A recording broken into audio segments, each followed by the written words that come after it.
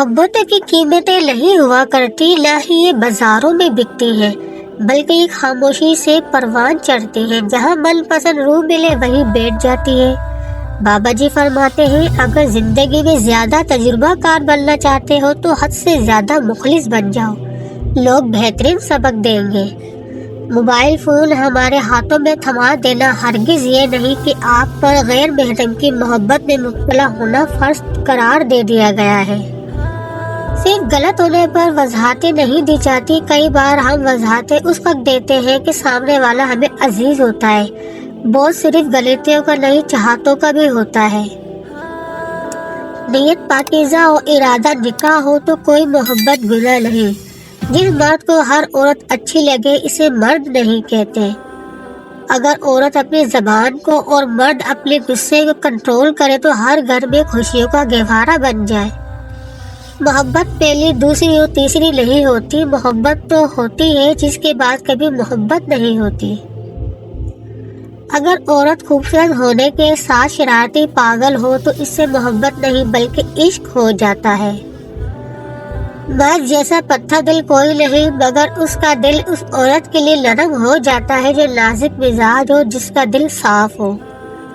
تم عورت کی عزت کرو، اس لیے نہیں کہ وہ عورت ہے بلکہ اس لیے کہ تم مرد ہو۔ مرد کی نظر میں غیر عورت صرف اس وقت تک عزت دار ہے جب تک کہ وہ اپنی محبت کا اظہار نہ کرے۔ عورت اس مرد کے پیچھے برباد ہو گئی صرف اس خوشی میں کہ وہ اس سے محبت کرتا تھا۔ مرد جب کسی عورت سے حقیقی معنی میں محبت کرتا ہے تو پھر کسی غیر کی نظر بھی اس پر گوارا نہیں کرتا۔ مرد کا امتحان عورت ہے اور عورت کا امتحان پیسے سے ہوتا ہے۔ ہر انسان کے اندر دو بھیڑیے ہوتے ہیں، ایک اچھائی کا، دوسرا برائی کا۔ غالب وہی رہتا ہے جسے ہم کھلاتے پلاتے ہیں۔ لوگ کہتے ہیں حیا آنکھوں میں ہونی چاہیے، میرا یہ خیال ہے کہ حیا کردار میں زیادہ ہونی چاہیے، کیونکہ آنکھیں کبھی بھٹک بھی جائے تو مضبوط کردار آنکھوں پہ قابو پا ہی لیتا ہے۔ جس تعلق سے چیزیں مائنس کرنے کی ضرورت ہو اس میں مزید ایڈیٹنگ کرنے سے تعلق نہیں بلکہ صرف بوجھ بڑھتا ہے۔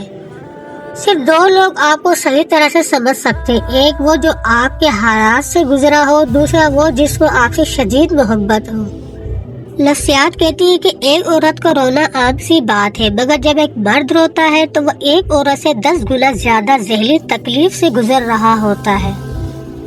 مرد کی بے وفائی کے قصے تو عورت سنا ہی دیتی ہے، پر جب اس کی وفا کی بات آتی ہے تو پابندی کا الزام لگا ہی ملتا ہے۔